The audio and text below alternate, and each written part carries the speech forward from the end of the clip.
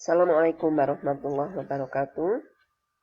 Terima kasih atas kesempatan yang telah diberikan kepada saya untuk menyampaikan makalah tentang penguatan pendidikan karakter sebagai tugas mata kuliah Manajemen Pendidikan Nasional. Kepada yang terhormat Ibu Dr. Titi Haryati MSI selaku dosen pengampu mata kuliah Manajemen Pendidikan Nasional. Pada yang terhormat, teman-teman pasca sarjana Program Studi Manajemen Pendidikan UGRI Semarang kelas 1D. Kami kelompok 7 yang terdiri dari Uswatun Hasanah NPM 195102555 dan Ibu Sri Kandi NPM 195102556. Sebelum menyampaikan materi, kami sangat mengharapkan arahan bimbingan dari Ibu dosen apabila makalah kami kurang sempurna dan ada banyak kekurangannya. Kemudian kepada teman-teman kami juga sangat mengharapkan masukannya dan kritikannya apabila masih banyak kekurangan dalam pembuatan makalah ini. Baiklah, akan saya mulai.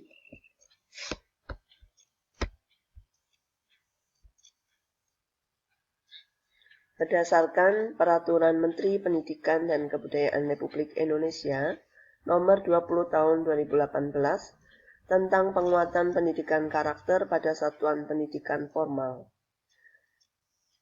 Penguatan pendidikan karakter yang selanjutnya disingkat PPK adalah gerakan pendidikan di bawah tanggung jawab satuan pendidikan untuk memperkuat karakter peserta didik melalui harmonisasi olah hati, olah rasa, olah pikir, dan olahraga dengan pelibatan dan kerjasama antara satuan pendidikan, keluarga, dan masyarakat sebagai bagian dari Gerakan Nasional Revolusi Mental atau GNRM.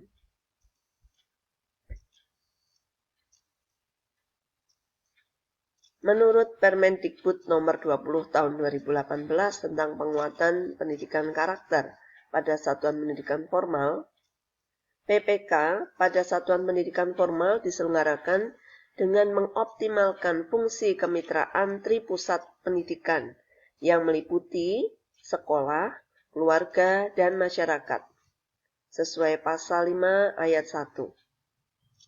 PPK yang mengoptimalkan fungsi kemitraan tripusat pendidikan dilaksanakan dengan pendekatan berbasis kelas, budaya sekolah, dan masyarakat, menurut Pasal 6 Ayat 1.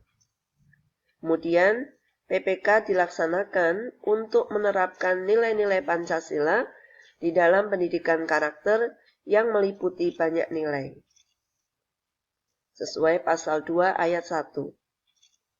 Dan nilai-nilai Pancasila dalam PPK merupakan perwujudan dari 5 nilai utama yang saling berkaitan, yaitu religiusitas, nasionalisme, kemandirian, gotong royong, dan integritas, sesuai Pasal 2 Ayat 2.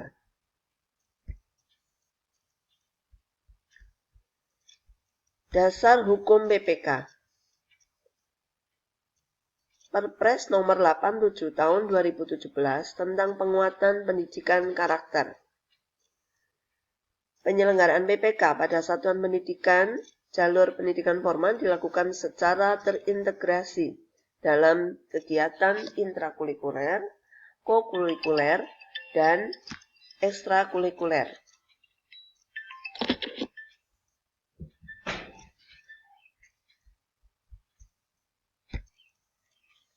Mengapa harus penguatan pendidikan PPK?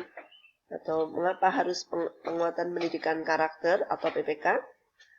Adanya kecenderungan global, yaitu berlangsungnya revolusi industri keempat yang ditandai dengan fenomena kemajuan teknologi, informasi, dan teknologi komunikasi dalam era revolusi digital. Yang kedua, perubahan peradaban masyarakat yang ditandai dengan berubahnya sendi-sendi kehidupan. 3. Semakin tegasnya fenomena abad kreatif yang menempatkan informasi, pengetahuan, kreativitas, inovasi, dan jejaring sebagai sumber daya strategis bagi individu, masyarakat, korporasi, dan negara.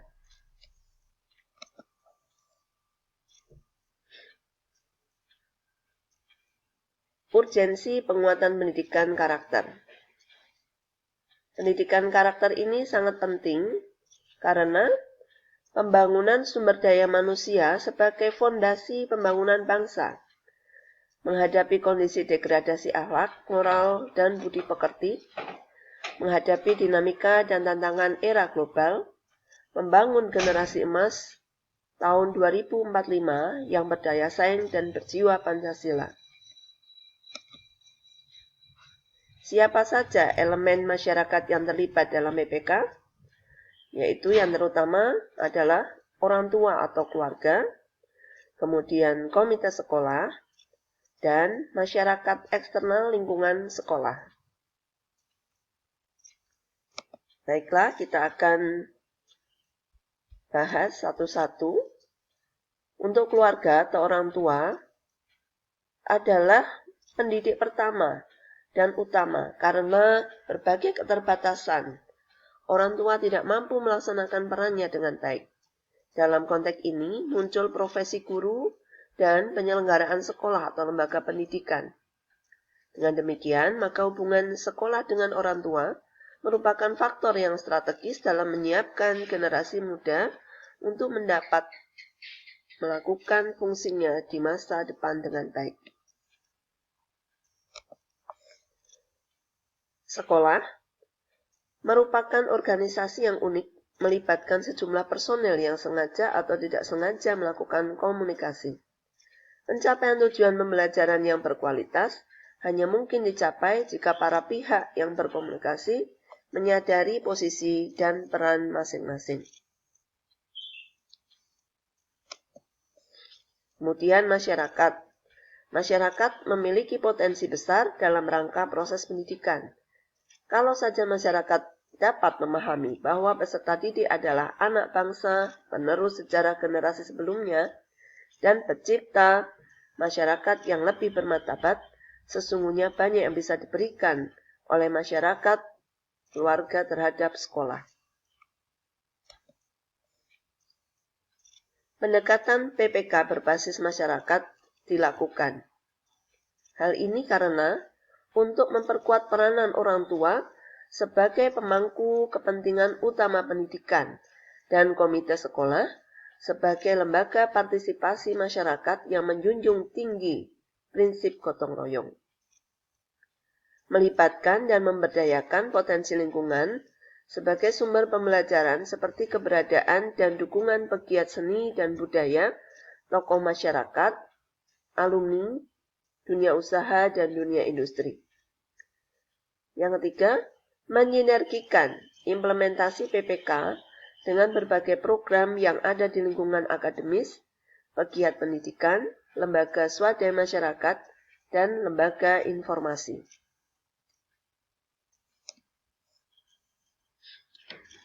Nah, strategi yang digunakan untuk memperkuat peran orang tua adalah yang pertama, sekolah menyamakan persepsi tentang visi sekolah.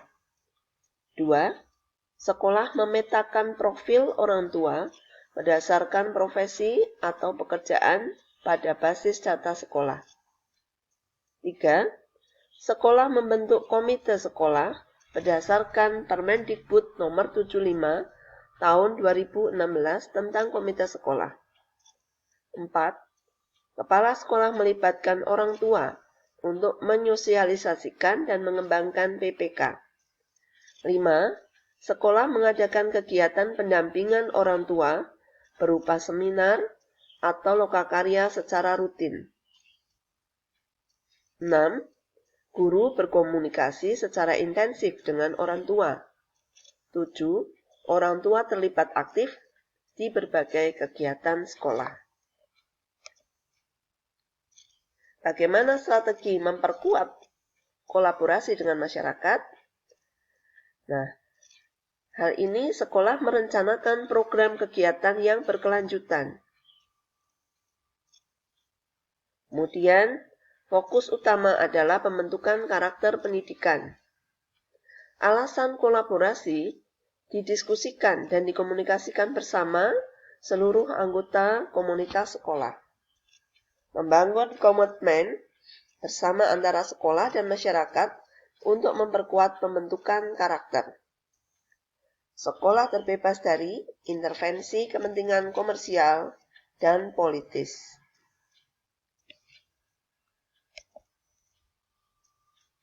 Dan bagaimana langkah-langkah implementasi PPK berbasis masyarakat? Yang pertama, identifikasi dan analisis kebutuhan sekolah. Di sini sekolah